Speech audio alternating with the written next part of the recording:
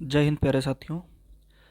आज हम लोग बात करेंगे कि एसएससी जीडी 2025 में जो 42 सेट्स हुए हैं, इनमें से हम लोग पॉलिटी के क्वेश्चंस को कवर करेंगे। यानी 42 सेट्स में जितने भी पॉलिटी के क्वेश्चंस एग्जाम में पूछे गए हैं, उन सारे क्वेश्चंस को हम लोग कवर करेंगे। ठीक है, तो आइए बात करते हैं क्वेश्चन नंबर 1 से। तो निम्नलिखित में से कौन सा प्राधिकारी 1 वर्ष की अवधि के लिए रोटेशन के आधार पर संबंधित क्षेत्रीय परिषद के उपाध्यक्ष के रूप में कार्य करता है? तो राज्य का राज्यपाल, राज्य का डीजीपी, राज्य का मुख्यमंत्री और राज्य का मुख्य सचिव। तो इसका सही जवाब हो जाएगा राज्य का मुख्यमंत्री। क्वेश्चन नंबर 2, भारत सरकार अधिनियम 1935 कह रहा है, इसके तहत कितनी अनुसूचियाँ थीं? तो अनुसूचियाँ थीं 15, 12, 10, 8। तो इसका सही जवाब हो जाएगा 10 अनुसूचियाँ थीं। क्वेश्चन नंबर 3, भारतीय प्रेस अधिनियम इंडियन प्रेस एक्ट जो सरकार को भारत में प्रेस को नियंत्रित करने के लिए व्यापक अधिकार प्रदान करता है, ये किस वर्ष पारित किया गया था? 1911 में, 1910 में, 12 में और 1913 में। तो इसका सही जवाब हो जाएगा 1910 में। क्वेश्चन नंबर 4, कारण निम्नलिखित में से किस अधिकार को जीवन का अधिकार और व्यक्तिगत स्वतंत्रता के अधिकार का एक घटक माना जाता है? अभिव्यक्ति की स्वतंत्रता का अधिकार, समानता का अधिकार, निजता का अधिकार और संपत्ति का अधिकार। तो क्वेश्चन नंबर 4 का हमारा राइट हो जाएगा निजता का अधिकार। ठीक है, यानी जो निजता का अधिकार है, राइट टू प्राइवेसी, तो व्यक्तिगत स्वतंत्रता के अधिकार का एक घटक माना जाता है। ठीक है, क्वेश्चन नंबर 5, यदि अनुच्छेद 352 के अंतर्गत राष्ट्रीय आपातकाल लागू हो तो संसद विधानसभाओं का कार्यकाल एक बार में कितना बढ़ा सकती है? तो एक बार में कह रहा है कि 6 माह तक, 1 वर्ष तक, 9 माह तक और 1 माह तक। तो कह रहा है कि कार्यकाल एक बार में अधिकतम कितना बढ़ा सकती है? तो इसका सही जवाब हो जाएगा 1 वर्ष तक। नेक्स्ट हम लोग देखेंगे क्वेश्चन नंबर 6, निम्नलिखित में से किस संविधान संशोधन अधिनियम ने राज्य वित्त आयोग का गठन किया? 76वां राज्य वित्त आयोग का गठन, 76वां संशोधन, 74वां संशोधन अधिनियम, 73वां और 75वां। तो इसका सही जवाब हो जाएगा सी, 73वां संविधान संशोधन। क्वेश्चन नंबर 7, 1919 के अधिनियम किस अधिनियम के द्वारा 1919 में अधिनियमित किस अधिनियम के द्वारा ब्रिटिश सरकार के प्रांतों में द्वैत शासन प्रणाली का आरंभ किया गया था? तो सीधा सा सवाल पूछे अगर हम, तो द्वैत शासन प्रणाली का आरंभ किया गया था किस समय? 1919 में। तो ऐसा शासन किसका था? ठीक, तो क्वेश्चन नंबर 7 का पहला कह रहा है कि भारत सरकार अधिनियम, vernacular press act, Rowlatt act और भारतीय परिषद अधिनियम। तो इसका सही जवाब हो जाएगा ए, भारत सरकार अधिनियम के तहत। भारत सरकार अधिनियम 1919 जो हुआ था, इसी के तहत जो है द्वैत शासन प्रणाली का जो है आरंभ किया गया था। क्वेश्चन नंबर 8, संवैधानिक निकाय और उसके नोडल मंत्रालय के संबंध में निम्नलिखित में से कौन सा युग्म सही सुमेलित है? कौन सा कह रहा है सही है, बाकी गलत है इसमें? तो कह रहा है संघ लोक सेवा आयोग, कार्मिक लोक शिकायत एवं पेंशन मंत्रालय, अंतर्राज्य परिषद वित्त मंत्रालय, राष्ट्रीय अनुसूचित जाति आयोग, जनजातीय कार्य मंत्रालय, भारत के अटॉर्नी जनरल, गृह मंत्रालय। तो इसका सही जवाब हो जाएगा ए, संघ लोक सेवा आयोग, कार्मिक लोक शिकायत पेंशन एवं मंत्रालय। ठीक है, क्वेश्चन नंबर 9, भारतीय संविधान का कौन सा संवैधानिक संशोधन भारत में राष्ट्रीय पिछड़ा वर्ग आयोग की स्थापना से संबंधित है? तो संविधान का कह रहा है 84वां संविधान संशोधन अधिनियम 2001 और 104वां संशोधन अधिनियम 2019, 102वां संविधान संशोधन अधिनियम 2018, 86वां संशोधन अधिनियम 2002। तो कह रहा है कि इनमें से कौन सा है? तो 102वां संविधान संशोधन अधिनियम 2018 इसका जो है सही जवाब हो जाएगा पिछड़ा आयोग के लिए। ठीक है, नेक्स्ट देखेंगे क्वेश्चन नंबर 10, गोवा राज्य के विधान सभा निर्वाचन छात्रों में अनुसूचित जनजातियों के प्रतिनिधित्व का पुनर्समायोजन विधेयक 2024 के तहत राज्य में एसटी समुदायों से संबंधित व्यक्तियों की जनसंख्या का प्राकलन करने के लिए जनगणना आयुक्त की नियुक्ति करने की शक्ति किसके पास होती है? तो कह रहा है कि इसकी शक्ति किसके पास होती है? सर्वोच्च न्यायालय के पास होती है, केंद्र सरकार, केंद्रीय जनजातीय कार्य मंत्रालय, राज्य सरकार। तो क्वेश्चन नंबर 10 का सही जवाब हो जाएगा केंद्र सरकार के पास शक्ति होती है। क्वेश्चन नंबर 11, संसद की संयुक्त बैठक किसके द्वारा कह रहा है कि विनियमों द्वारा जो है संचालित होती है? राज्यसभा, राष्ट्रपति द्वारा, लोकसभा, मंत्रिमंडल द्वारा। तो इसका सही जवाब होगा लोकसभा। क्वेश्चन नंबर 12 कह रहा है कि संविधान अनुसूचित जाति और अनुसूचित जनजाति आदेश संशोधन विधेयक 2024 का उद्देश्य निम्नलिखित में से किस भारतीय राज्य में अनुसूचित जाति और अनुसूचित जनजाति की सूची को संशोधित करता है? तो उत्तर प्रदेश, राजस्थान, महाराष्ट्र, ओडिशा। तो इसका सही जवाब हो जाएगा ओडिशा। 42वें संशोधन अधिनियम 1976 द्वारा मूल सूची में कितने राज्य नीति निर्देशक तत्व जोड़े गए थे? कह रहा है कि 6, 2, 7, 4। तो इसका सही जवाब हो जाएगा 4। नेक्स्ट हम लोग देखेंगे क्वेश्चन नंबर 14, सर्वोच्च न्यायालय के न्यायाधीशों को हटाने के प्रस्ताव को संसद में स्वीकार करने के लिए लोकसभा में सदस्यों और राज्यसभा में कितने सदस्यों के हस्ताक्षर होने चाहिए? कितने लोगों के कह रहा है साइन होने चाहिए लोकसभा में और राज्यसभा में? तो देखिए कह रहा है कि 54, 27, दूसरा कह रहा है कि 75 और 37, 150 और 75, 100 और 50। तो इसका सही जवाब होता है 150। लोकसभा में 100 होने चाहिए और राज्यसभा में 50 सदस्यों के हस्ताक्षर होने चाहिए। क्वेश्चन नंबर 15, 1950 में भारतीय सर्वोच्च न्यायालय में भारत के मुख्य न्यायाधीश के अतिरिक्त अन्य न्यायाधीशों की संख्या कितनी थी? तो कह रहा 7, 6, 8, 5। तो 7 थी। क्वेश्चन नंबर 16, निम्नलिखित में से क्या भारत में किसी राज्य के राज्यपाल की शक्ति के अंतर्गत नहीं आता है? तो ये बात हम लोग ध्यान रखेंगे, नहीं आता है।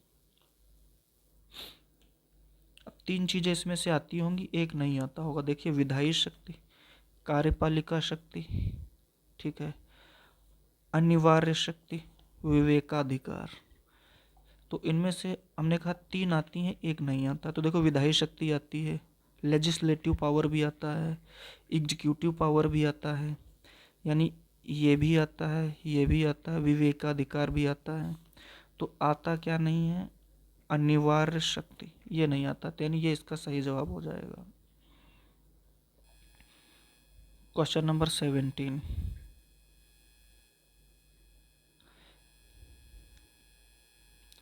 भारतीय संविधान का कौन सा अनुच्छेद राज्य को महिलाओं और बच्चों के लिए विशेष प्रावधान बनाने का अधिकार देता है? अनुच्छेद 15, अनुच्छेद 21 का 5वां, अनुच्छेद 15 का 3rd और अनुच्छेद 21 का 5वां, अनुच्छेद 19 और अनुच्छेद 14। तो कह रहा है कि महिलाओं और बच्चों के विशेष प्रावधान बनाने का अधिकार देता है। तो इसका सही जवाब हो जाएगा 15 का 3rd। 15 का 3rd। नेक्स्ट हम लोग देखेंगे क्वेश्चन नंबर 18, निम्नलिखित में से कौन भारत में मानवाधिकारों के उल्लंघन की शिकायतों की जांच के लिए उत्तरदायी नहीं होता है? तो फिर से आया ये सवाल, नहीं होता है। तो हम लोग देखेंगे, कह रहा है राष्ट्रीय अनुसूचित जाति आयोग, अंतर्राष्ट्रीय मानवाधिकार आयोग, राष्ट्रीय महिला आयोग, भारत का राष्ट्रीय मानवाधिकार आयोग। तो नहीं होता है, तो नहीं के हिसाब से हमारा B is the right answer, अंतर्राष्ट्रीय मानवाधिकार आयोग। अगला हम लोग देखेंगे, भारतीय संविधान का कौन सा अनुच्छेद काम की न्याय संगत और मानवोचित दशाओं के सिद्धांत को रेखांकित करता है। क्वेश्चन नंबर 19 है। ए इसका है, कह रहा है कि अनुच्छेद 41, अनुच्छेद 48, अनुच्छेद 46, अनुच्छेद 42। तो इसका सही जवाब हो जाएगा अनुच्छेद 42 यानी अनुच्छेद 42।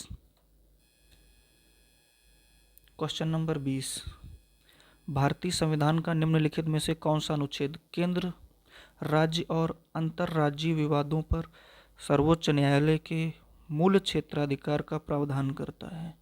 अनुच्छेद 135, अनुच्छेद 131 और 134 और 130। तो इसका सही जवाब हो जाएगा अनुच्छेद 131।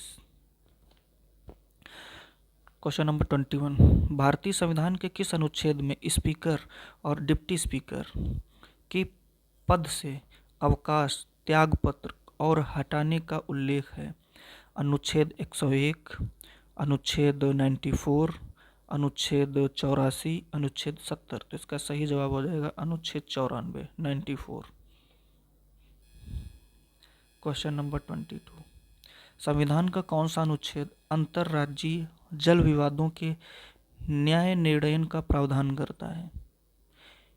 जल विवादों के न्याय निर्णय का जो है प्रावधान करता है अनुच्छेद 262, 215, 210 और 258। तो इसका सही जवाब होगा 262। क्वेश्चन नंबर 23, भारतीय संविधान का कौन सा अनुच्छेद न्यायोचित एवं मानवीय कार्य स्थितियों तथा मातृत्व राहत के प्रावधान पर बल देता है? तो अनुच्छेद 42, अनुच्छेद 47, अनुच्छेद 44, अनुच्छेद 39। तो सही जवाब हो जाएगा 42 इसका।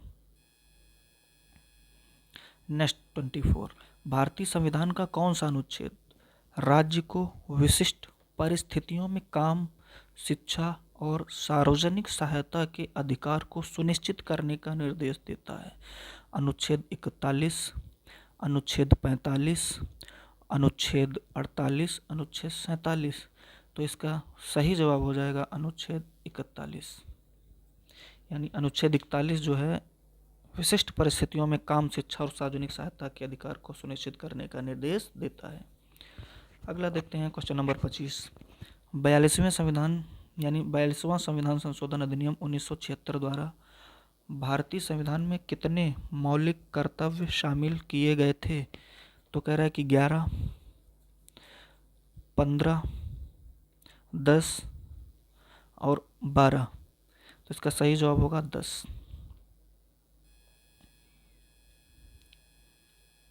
क्वेश्चन नंबर 26,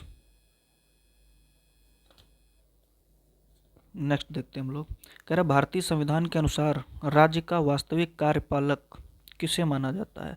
राज्यपाल को, मुख्यमंत्री को, अध्यक्ष को और उप मुख्यमंत्री को। तो इसका सही जवाब हो जाएगा चीफ मिनिस्टर यानी मुख्यमंत्री। क्वेश्चन नंबर 27, किसी राज्य में मंत्री परिषद सामूहिक रूप से किसके प्रति उत्तरदायी होता है? तो मंत्री परिषद कह रहा है कि राज्य विधानसभा, राज्यपाल, मुख्यमंत्री, राष्ट्रपति। तो सही जवाब हो जाएगा राज्य विधानसभा के प्रति उत्तरदायी होता है। भारतीय संविधान के अनुसार क्वेश्चन नंबर 28, भारतीय संविधान के अनुसार भारत में निर्वाचन आयुक्त का अधिकतम कार्यकाल कितना होता है? तो 8 वर्ष, 5 वर्ष, 6 वर्ष और 3 वर्ष। तो इसका सही जवाब हो जाएगा 6 वर्ष। भारत का महान्यायवादी को कानूनी सलाह प्रदान कर सकता है? राज्य के राज्यपाल को, राज्य के मुख्यमंत्री को और भारत के मुख्य न्यायाधीश को और संघ सरकार को। तो इसका सही जवाब हो जाएगा संघ सरकार। तो ये सेंट्रल को जो है सहायता प्रदान करता है। ठीक है। क्वेश्चन नंबर 30, राज्य सरकार के व्यवसाय के अधिक सुविधाजनक संचालन के लिए नियमावली कौन बनाता है? राज्य सरकार के व्यवसाय के लिए तो राज्य का मुख्यमंत्री, राज्य का महाधिवक्ता, राज्य का मुख्य सचिव, राज्य का राज्यपाल। तो इसका सही जवाब होगा राज्य का राज्यपाल बनाता है।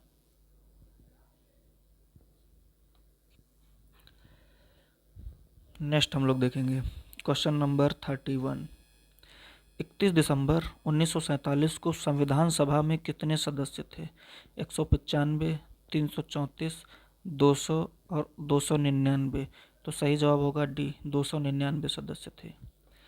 क्वेश्चन नंबर 32, भारतीय संविधान के किस अनुच्छेद के तहत राज्य को समाज के कमजोर वर्गों के आर्थिक हितों को बढ़ावा देना आवश्यक है?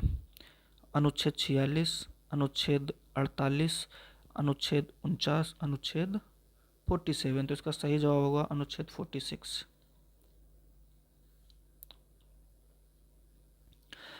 क्वेश्चन नंबर 33, भारत में राष्ट्रीय आपातकाल के दौरान निम्नलिखित में से कौन विधानसभाओं के कार्यकाल को एक बार में अधिकतम 1 वर्ष की अवधि के लिए बढ़ा सकता है? तो कह रहा है कि राज्यपाल, संसद, प्रधानमंत्री और मुख्यमंत्री। तो संसद इसका सही जवाब हो जाएगा। क्वेश्चन नंबर 34, भारतीय संविधान का अनुच्छेद 165 निम्नलिखित में से किसकी नियुक्ति से संबंधित है? 165 कह रहा मुख्यमंत्री, उच्च न्यायालय के मुख्य न्यायाधीश, उच्च न्यायालय के न्यायाधीश, राज्य के महाधिवक्ता। तो इसका सही जवाब हो जाएगा राज्य के महाधिवक्ता। क्वेश्चन नंबर 35,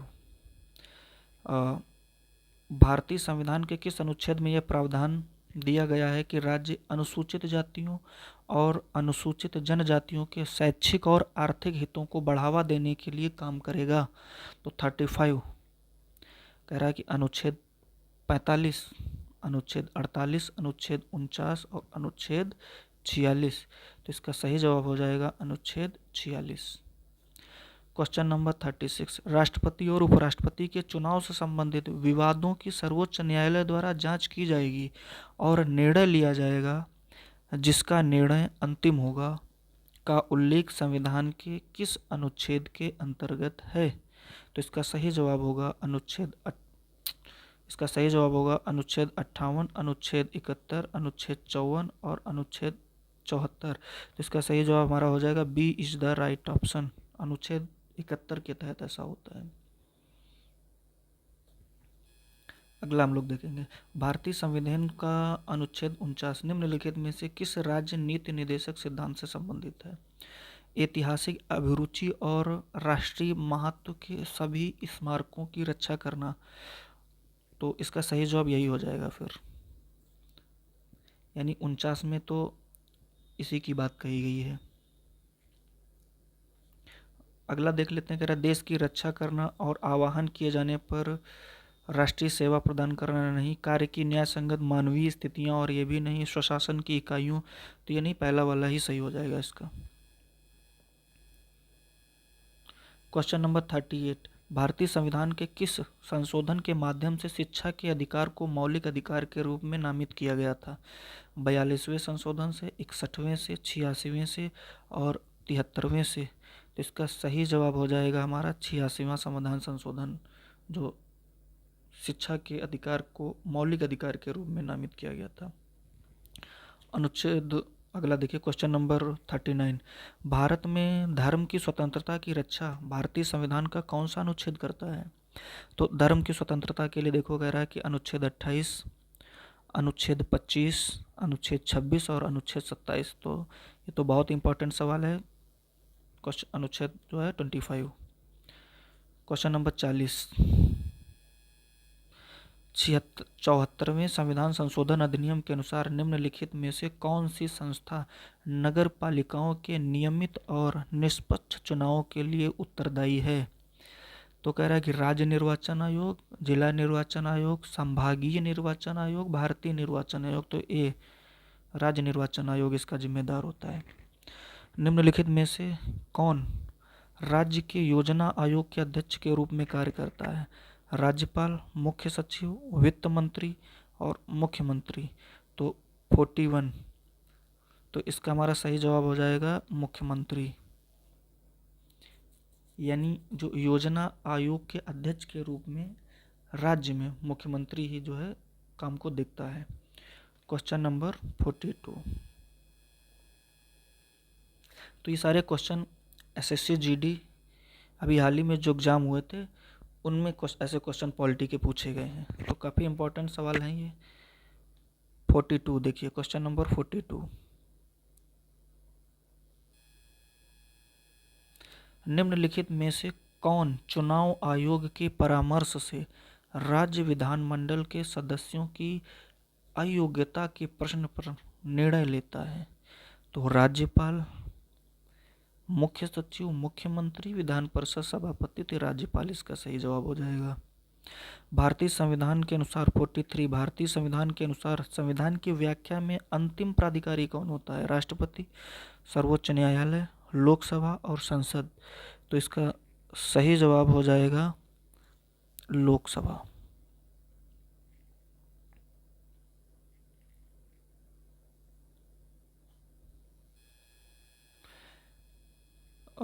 भारतीय संविधान के अनुसार संविधान की व्याख्या में संविधान की व्याख्या में अंतिम प्राधिकारी कौन होता है? राष्ट्रपति, सर्वोच्च न्यायालय, लोकसभा और संसद। तो इसका सही जवाब हो जाएगा सर्वोच्च न्यायालय हो जाएगा। तो इसका लोकसभा नहीं होगा, सर्वोच्च न्यायालय होगा इसका सही जवाब। 43 का बी, सर्वोच्च न्यायालय। क्वेश्चन नंबर 44, भारतीय संविधान के किस संशोधन के अंतर्गत संपत्ति के अधिकार को मौलिक अधिकारों की सूची से हटा दिया गया था? तो देखिए, संपत्ति के अधिकार को कह रहा है कि मौलिक अधिकारों की सूची से हटा दिया गया था। उसका उस संविधान संशोधन का जो है, कौन सा संविधान संशोधन था बोले तो कह रहा है कि 52वां, 42वां, 44वां और 61वां। तो कह रहा है कि इसमें किसके तहत इसको हटा दिया गया था? तो 44वें संविधान संशोधन द्वारा इसको हटा दिया गया था। तो 44 का 44वां ही हो जाएगा, ठीक है। 45, भारत सरकार अधिनियम 1919 का आधार बनी सिफारिशों के पीछे प्रमुख व्यक्ति कौन थे? लॉर्ड लिनलिथिगो और Edwin Montagu, Lord Irwin, Lord Chelmsford, Lord Curzon. तो इसमें इसका सही जवाब हो जाएगा लॉर्ड चेम्सफोर्ड और एडविन मॉन्टेग्यू, ठीक है। क्वेश्चन नंबर 46, राज्यपाल को पद की शपथ कौन दिलाता है? तो राज्यपाल को पद की शपथ कौन दिलाता है? मुख्यमंत्री, राष्ट्रपति, प्रधानमंत्री, उच्च न्यायालय के मुख्य न्यायाधीश। तो इसका सही जवाब हो जाएगा डी, ये इनको शपथ दिलाते हैं। क्वेश्चन नंबर 47, भारतीय संविधान के अनुसार निम्नलिखित में से कौन सी अनुसूची सरकार की शक्तियों के पृथक्करण से संबंधित है? 7वीं अनुसूची, 6ठी अनुसूची, 8वीं अनुसूची और 5वीं अनुसूची। तो इसका सही जवाब हो जाएगा 7वीं अनुसूची। भारतीय संविधान का कौन सा अनुच्छेद पर्यावरण के संरक्षण और सुधार के साथ साथ वनों और वन्य जीवों की सुरक्षा को प्रोत्साहित करता है? तो अनुच्छेद 46 का डी, अनुच्छेद 47 का बी, अनुच्छेद 49 का ए, अनुच्छेद 48 का ए। तो इसका D is the right answer, 48 का ए। 49, भारतीय संविधान के अनुसार निम्नलिखित में से कौन सी शक्तियां राज्यपाल में निहित नहीं है? राज्यपाल में कौन सी शक्तियां निहित नहीं है? 3 तो उसमें निहित होंगी, एक को हमको ढूंढना है जो नहीं है। तो इस चीज को हम लोग अंडरलाइन कर लेंगे, निहित नहीं है। तो देखो, कह रहा है विवेकाधिकार, वित्तीय शक्तियां ये भी होता है, विधायी शक्तियां ये भी होता है। तो रिट जारी करने की शक्तियां ये नहीं होता है। ये इसका सही जवाब हो जाएगा। क्वेश्चन नंबर 50, भारत के योजना आयोग के प्रथम उपाध्यक्ष थे?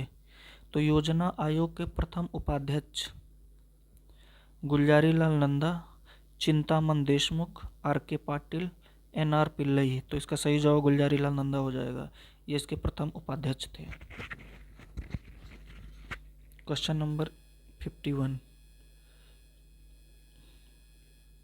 भारतीय संविधान का कौन सा अनुच्छेद मानव तस्करी, जबरन श्रम यानी जो बलात् श्रम होता है इसको प्रतिबंधित है? तो ये बहुत इंपॉर्टेंट है, अनुच्छेद 23 होता है, इसका सही जवाब हो जाएगा, कुछ करने नहीं इसमें। अनुच्छेद 25 हमारा धर्म की अनुच्छेद 25 जो है हमारे धर्म की स्वतंत्रता से आ जाता है, धर्म की स्वतंत्रता। ठीक है, तो आगे हम लोग देख लेते हैं क्वेश्चन नंबर 52। संविधान का कौन सा अनुच्छेद देश की किसी भी उच्च न्यायालय को रिट जारी करने का प्राधिकार देता है? तो रिट जारी करने का अधिकार देखो, अनुच्छेद 246, अनुच्छेद 226, अनुच्छेद 233 और अनुच्छेद 254। तो सही जवाब हो जाएगा अनुच्छेद 226। निम्नलिखित में से 53 नंबर, निम्नलिखित में से कौन भारत में किसी राज्य की विधान परिषद में 1/6 सदस्यों को नामित करता है? तो मुख्यमंत्री, राज्यपाल, राज्य निर्वाचन आयुक्त और राष्ट्रपति। तो इसका सही जवाब हो जाएगा राज्यपाल। संविधान का अनुच्छेद 74 निम्नलिखित में किसका वर्णन करता है? तो अनुच्छेद 74 की अगर बात की जाए तो ये कह रहा है कि वित्त आयोग के अध्यक्ष की नियुक्ति करता है, नहीं। राष्ट्रपति द्वारा मुख्य न्यायाधीश की नियुक्ति करता है, बिल्कुल नहीं। राष्ट्रपति द्वारा उपराष्ट्रपति की नियुक्ति करता है, नहीं हो सकता। कह रहा राष्ट्रपति को सहायता और सलाह देने के लिए जो है मंत्रिपरिषद का उल्लेख करता है, तो यही इसका 54 का जो है ये राइट हो जाएगा हमारा। राष्ट्रपति को सहायता और सलाह देने के लिए मंत्रिपरिषद। 55 नंबर, भारत के संविधान में मौलिक कर्तव्यों की अवधारणा किस देश से ली गई है? यूके से, सोवियत संघ से, अमेरिका से, जापान से। तो सोवियत संघ से लिया गया है ये मौलिक कर्तव्य। 56, भारत सरकार अधिनियम 1935 ने संघ, केंद्रीय सरकार और प्रांतों के बीच शक्तियों के विभाजन की कितनी अनुसूचियां प्रदान की? 1 सूची, 2 सूचियां, 3 सूचियां और 4 सूचियां। तो इसमें सही जवाब हो जाएगा 3 सूचियां। निम्न क्वेश्चन नंबर 57, निम्नलिखित में से कौन सा किसी भारतीय राज्य के मुख्यमंत्री का कार्य नहीं है? तो जो नहीं वाले हैं इनको ध्यान से देखना है, क्वेश्चन को नहीं है तो 3 होंगी, 1 नहीं होगा। तो देखते हैं कौन सा नहीं है इसमें से। राज्य के लिए नीतियों के निर्धारण में मार्गदर्शन करना, तो ये भी होगा। मंत्रिपरिषद और राज्यपाल के बीच की एकमात्र कड़ी होना, ये भी ठीक हो जाएगा। राज्यपाल को सलाह देना, तो कह रहा है कि ये भी हो जाएगा।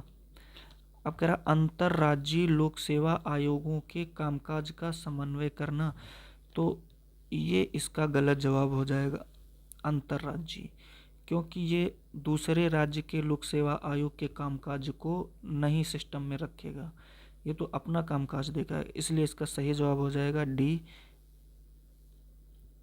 और अगर क्वेश्चन के हिसाब से देखेंगे तो ये गलत हो जाएगा हमारा। ठीक है, क्वेश्चन 58, भारत के रजिस्ट्रार जनरल और जनगणना आयुक्त का कार्यालय किस मंत्रालय के अंतर्गत आता है? तो वित्त मंत्रालय, गृह मंत्रालय, ग्रामीण विकास मंत्रालय, स्वास्थ्य एवं परिवार कल्याण मंत्रालय। तो ये गृह मंत्रालय के अंतर्गत आता है।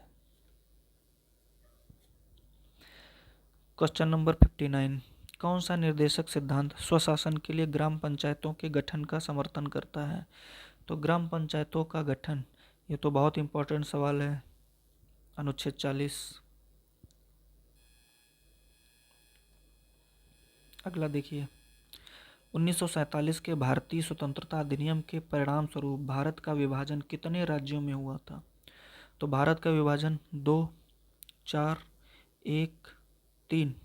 तो इसका सही जवाब हो जाएगा 2। अगला हम लोग देखेंगे 61, मौलिक कर्तव्यों को भारतीय संविधान के किस भाग के अंतर्गत जोड़ा गया था? तो मौलिक कर्तव्य, ये कह रहा है कि 4th ए, भाग 4 में, भाग 6 का ए, भाग 6 में। तो इसका ए सही हो जाएगा, 4th ए में मौलिक कर्तव्यों को जोड़ा गया था। क्वेश्चन नंबर 62, किस संशोधन अधिनियम ने देश में वस्तु एवं सेवा कर लागू करने का मार्ग प्रशस्त किया? यानी ये बात कर रहा है जीएसटी के बारे में। ठीक है, ये क्वेश्चन जीएसटी के बारे में पूछ रहा है। तो देखो, कह रहा है 102वां संविधान संशोधन, 103वां, 100वां, 101वां। तो जीएसटी के लिए तो काफ़ी इम्पोर्टेंट सवाल रहा था। जीएसटी के लिए 101वां संविधान संशोधन था। क्वेश्चन नंबर 63, भारतीय संविधान के कौन से अनुच्छेद संघ लोक सेवा आयोग से संबंधित है? तो संघ लोक सेवा आयोग यानी यूपीएससी।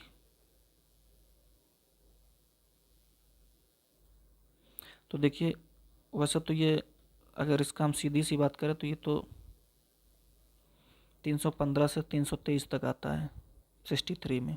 ठीक है, भारतीय संशोधन के यानी संघ लोक सेवा आयोग जो है ये अनुच्छेद 315 से 323 तक है। तो यही इसका सही हो जाएगा। और क्वेश्चन नंबर 64, भारत सरकार अधिनियम 1935 ने संघ यानी केंद्रीय सरकार और प्रांतों के बीच शक्तियों के विभाजन की कितनी सूचियों का प्रावधान किया था? तो कितनी सूचियां थी?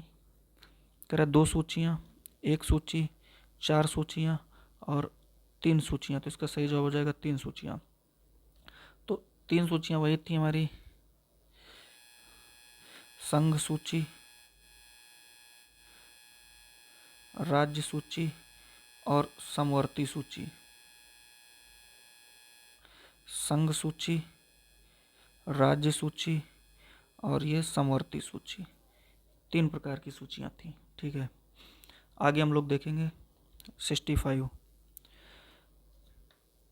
निम्न 86वें संविधान संशोधन द्वारा संविधान में 11वां मौलिक कर्तव्य किस वर्ष जोड़ा गया था? तो 2004 में, 1985 में, 2002 में, 1976 में। तो 11वां 2002 में जोड़ा गया था। क्वेश्चन नंबर 66, भारतीय संविधान में मौलिक कर्तव्यों को किस वर्ष जोड़ा गया था? तो मौलिक कर्तव्य कब जोड़े गए थे? 76 में, 58 में, 51 में, 52 में। तो इसका सही जवाब हो जाएगा 76 में, 1976 में। जो 42वां संविधान संशोधन अधिनियम 1976 आया था उसी के तहत मौलिक कर्तव्यों को जोड़ा गया था। ठीक है, क्वेश्चन नंबर 67,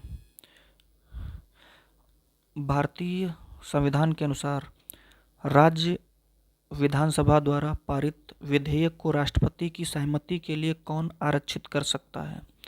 तो कौन आरक्षित कर सकता है? राज्य विधानसभा के सभापति, राज्यपाल, राज्य विधानसभा के विपक्षी दल, मुख्यमंत्री। तो इसका सही जवाब हो जाएगा राज्यपाल।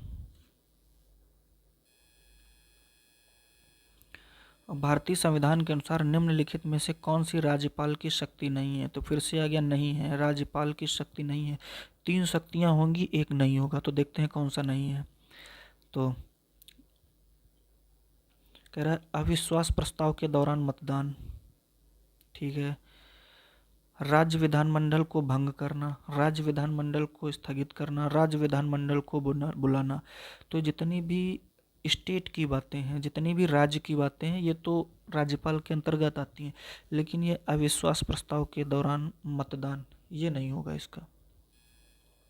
आगे देखते हैं, भारतीय संविधान का कौन सा अनुच्छेद कानून के समक्ष समानता की गारंटी देता है? तो समानता की गारंटी, तो जिसमें हमको समता का अधिकार होता है, अनुच्छेद 14 इसका हो जाएगा, सीधा सा जवाब है। ठीक है, और ये जो हम लोग देखते हैं अनुच्छेद 17, ये अस्पृश्यता का अंत आ जाता है, जिसमें छुआछूत की बात कही गई थी। ठीक है, नेक्स्ट हम लोग देखते हैं अनुच्छेद 70, क्वेश्चन नंबर 70, निम्नलिखित में से किसे राज्य कार्यपालिका कार्यपालक नहीं माना जाता? फिर से सवाल आ गया, नहीं माना जाता है। राज्य कार्यपालिका कार्यपालक नहीं माना जाता है। 3 को माना जाएगा, 1 को नहीं माना जाएगा। तो नहीं माना जाने वाला देखिए कौन सा इसमें है। तो अगर हम बात करेंगे उच्च न्यायालय के मुख्य न्यायाधीश, मुख्यमंत्री, मंत्रिपरिषद और राज्यपाल, ये बेसिकली तीनों स्टेट के बारे में बात करते हैं। यहाँ पर उच्च न्यायालय यानी जो सुप्रीम कोर्ट के मुख्य न्यायाधीश की बात करता है, ये तो इसका नहीं होगा। ठीक है, तो इसका राइट आंसर हो जाएगा हमारा ये। क्वेश्चन नंबर 71, भारतीय संविधान का कौन सा अनुच्छेद राज्य को सभी नागरिकों के लिए एक समान नागरिक संहिता सुनिश्चित करने का निर्देश देता है। तो 71 कह रहा है अनुच्छेद 48, अनुच्छेद 46, अनुच्छेद 44, अनुच्छेद 42। तो इसका सही जवाब हो जाएगा अनुच्छेद 44, 44। नेक्स्ट हम लोग देखेंगे 72 नंबर, राज्य की Vidhan Parishad legislative council of the state की अधिकतम सदस्य संख्या राज्य विधानसभा की कुल सदस्य संख्या की निर्धारित की गई है। तो कह रहा है कि 1/4, 1/3, 1/5 और 1/2। तो 1/3 निर्धारित की गई है। 73, निम्नलिखित में से कौन सा निकाय भारत के किसी भी राज्य का नाम बदलने के लिए प्राधिकृत है? राज्यपाल, संसद, मंत्रिपरिषद, भारत के मुख्य न्यायाधीश। तो इसका सही जवाब हो जाएगा संसद। क्वेश्चन नंबर 74, भारतीय संविधान के भाग 4 में निम्नलिखित में से किसके संदर्भ में उल्लेख किया गया है? तो भाग 4 में सीधी सी बात है, राज्य के नीति निर्देशक तत्वों के बारे में बात की गई है। ठीक है, तो यही इसका सही जवाब हो जाएगा। और नागरिकता की बात की जाए तो अनुच्छेद ये 5 से 11 में बात की गई है, और जो कि भाग 2 आ जाता है हमारा। ठीक है, और मौलिक अधिकार ये फंडामेंटल राइट ये जो 12 से अनुच्छेद 35 तक बात कही गई है। ठीक, तो ये भाग 3 के बारे में आ जाता है। तो अगला देखेंगे अनुच्छेद क्वेश्चन नंबर 75, भारत के नागरिकों के लिए कितने मौलिक कर्तव्य हैं?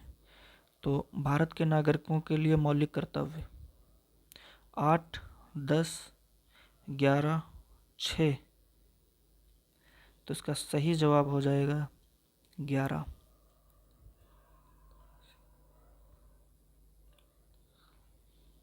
क्वेश्चन नंबर 76, राज्य विधानसभा स्टेट लेजिस्लेटिव असेंबली में करेक्ट की पूर्व अनुमति के बिना कोई धन विधेयक प्रस्तुत नहीं किया जा सकता है। किसकी पूर्व अनुमति के? तो देख लेते हैं, करेक्ट उप मुख्यमंत्री, स्पीकर, राज्यपाल और मुख्यमंत्री। तो इसका सही जवाब हो जाएगा राज्यपाल। यानी राज्य विधानसभा में राज्यपाल की पूर्व अनुमति के बिना कोई धन विधेयक प्रस्तुत नहीं किया जा सकता है। 77, भारतीय संविधान के भाग 3 में किसका उल्लेख किया गया? अभी हमने बात की थी, मौलिक अधिकारों की बात की गई है भाग 3 में।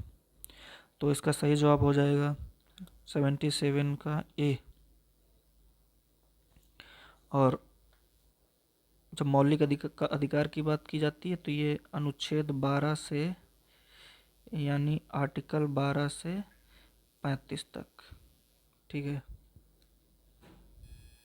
आगे हम लोग बात करते हैं। क्वेश्चन नंबर 78, संविधान सभा की पहली बैठक कब हुई थी?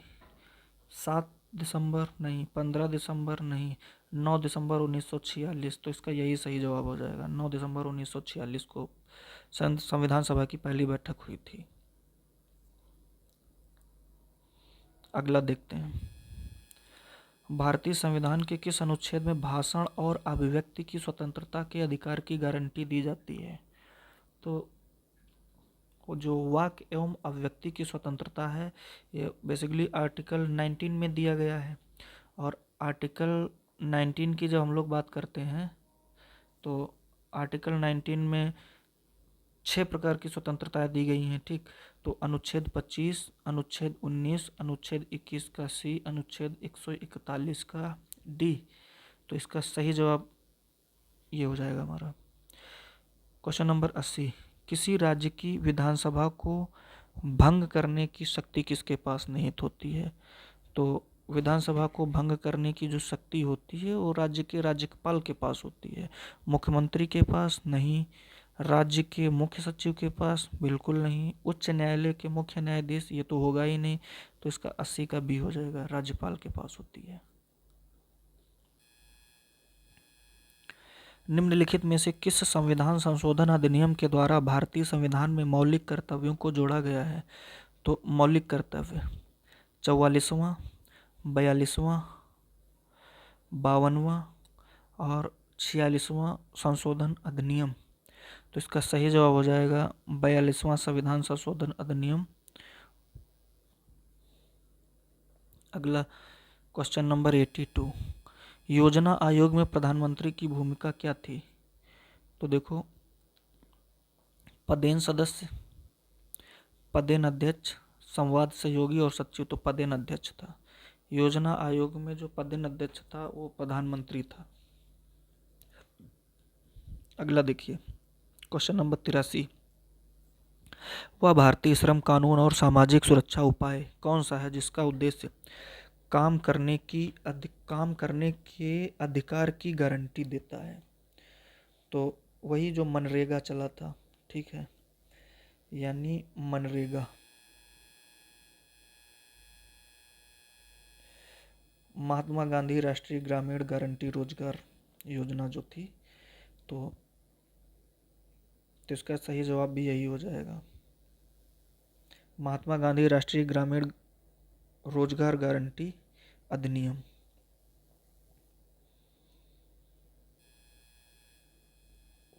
एटी फोर, भारतीय संविधान के अंतर्गत निम्नलिखित में से किसे मौलिक अधिकार नहीं माना जाता है? तो देखिए, शिक्षा का अधिकार, ठीक है, निजता का अधिकार, राइट टू प्राइवेसी, समानता का अधिकार, राइट टू इक्वलिटी, शिक्षा का अधिकार, राइट टू एजुकेशन का, ठीक है, संपत्ति का अधिकार। तो इसका सही जवाब हो जाएगा नहीं माना जाता है। तो नहीं के हिसाब से इसका सही जवाब संपत्ति का अधिकार जो है हमारा मौलिक अधिकार नहीं है। भारतीय संविधान के मौलिक अधिकार के रूप में संवैधानिक उपचारों के अधिकार का उल्लेख किस अनुच्छेद में किया गया है? अनुच्छेद 32 में। तो संवैधानिक उपचारों का अधिकार डॉक्टर भीमराव अंबेडकर के अनुसार, ठीक है, तो इसका सीधी सी बात है कि इसका सही जवाब आर्टिकल 32 ही हो जाता है, ठीक है। इसे ही डॉक्टर भीमराव अंबेडकर ने जो है संविधान की आत्मा बोला था। तो 31, 34 और 33 से कोई लेना ही देना नहीं है आंसर में इसके। क्वेश्चन नंबर 86 देखते हैं हम लोग। राज्य के नीति निर्देशक सिद्धांत यानी जो डीपीएसपी है हमारा, यानी जो हमारा डीपीएसपी है, भारतीय संविधान के किन अनुच्छेदों के अंतर्गत आता है? तो देखिए 12 से 35 तो हमारा मूल अधिकार फंडामेंटल राइट है, तो 12 से 35 तक है तो ये तुम्हारा होगा नहीं, ठीक है। 35 तक है तो इसमें 34 से 40 ये तो होगा नहीं, ठीक है। और 12 से 35 फंडामेंटल राइट है तो ये भी नहीं होगा इसका सही जवाब। तो इसलिए इसका सही जवाब हो जाएगा 36 से 51। तो इस तरीके से भी हम लोग क्वेश्चन को एलिमिनेट कर सकते हैं, ठीक है। क्वेश्चन नंबर 87, भारतीय संविधान के किस भाग में राज्य के नीति निर्देशक सिद्धांतों का उल्लेख, यानी जो डीपीएसपी, अभी बात हो रही थी डीपीएसपी की, तो कह रहा है कि भाग 2 में, भाग 3 में। देखो भाग 2 की फिर से देख लेते हैं। तो भाग 2 में बात की गई है नागरिकता की, ये तो होगा नहीं, ठीक। भाग 3 में फंडामेंटल राइट मौलिक अधिकारों की बात की गई है, ठीक है। अब जब भाग 3 में 12 से 35 तक, 12 से 35 तक हमारा मूल अधिकार हो गया, तो बात चलेगी 36 से 51 तक। जब 36 से 51 तक होगा तो ये भाग 4 में पहुंच जाएगा, और भाग 4 ही हमारा क्या है, डीपीएसपी। तो 87 का हमारा क्या हो जाएगा, सी सही हो जाएगा। कह रहा है कि राज्य के नीति निर्देशक तत्वों का उल्लेख संविधान के अनुच्छेद, अभी हमने बात की थी 12 से 36 और 12 से 35 जो हमारा फंडामेंटल राइट होता है, तो 36 से 51 हमारा राज्य के नीति निर्देशक तत्व हो जाते हैं। ये इसका सही जवाब हो जाएगा हमारा, ठीक है। क्वेश्चन नंबर 89, भारतीय संविधान के किस अनुच्छेद के अंतर्गत मौलिक अधिकार निहित हैं? तो मौलिक अधिकार 10 से 32, 14 से 24, अनुच्छेद 18 से 45, यानी 12 से 35, यही इसका सही जवाब हो जाएगा। भारतीय संविधान के निम्नलिखित में से कौन से अनुच्छेद मौलिक अधिकारों का प्रावधान करते हैं? तो अभी कई बार ये सवाल रिपीट हो चुका है, तो सीधा सा जवाब देखते हैं, 12 से 35 तक है। आगे देखो, क्वेश्चन नंबर 91। उच्च न्यायालयों के मुख्य न्यायाधीश और न्यायाधीशों की नियुक्ति किसके द्वारा की जाती है? तो किसके द्वारा की जाती है? मुख्यमंत्री। उच्च न्यायालय के मुख्य न्यायाधीश और न्यायाधीशों की नियुक्ति किसके द्वारा की जाती है? तो कह रहा मुख्यमंत्री, प्रधानमंत्री, राज्यपाल और राष्ट्रपति। तो सही जवाब राष्ट्रपति हो जाएगा। क्वेश्चन नंबर 92, लास्ट सवाल है हमारा आज का। संविधान के अनुसार भारत क्या है? राज्यों का एक संघ है, राज्यों का एक राष्ट्रमंडल है, राज्यों का एक परिसंघ है, राज्यों का एक महासंघ है। तो इसका सही जवाब है भारत राज्यों का एक संघ है, यानी इंडिया दैट इज भारत। ठीक है, इंडिया दैट इज भारत। तो भारत राज्यों का एक संघ है, ये सबसे पहले आर्टिकल में ही ये बात बोली गई थी। India that is Bharat, Bharat राज्यों का एक संघ है। तो ये कुछ हमारे 92 क्वेश्चंस थे जो कि एसएससी जीडी एग्ज़ाम 2024-25 में भी पूछे गए थे। तो आप देखिएगा इसको एक बार। और चूँकि ये पॉलिटी के क्वेश्चन है, तो मुझे लगता है कि जहाँ जहाँ जीएस में पॉलिटी के क्वेश्चंस आते हैं उन सब के लिए बहुत ही इम्पोर्टेंट क्वेश्चन होने वाले हैं। तो ठीक है, आप एंजॉय करिएगा सीरीज़ का। Thank you very much.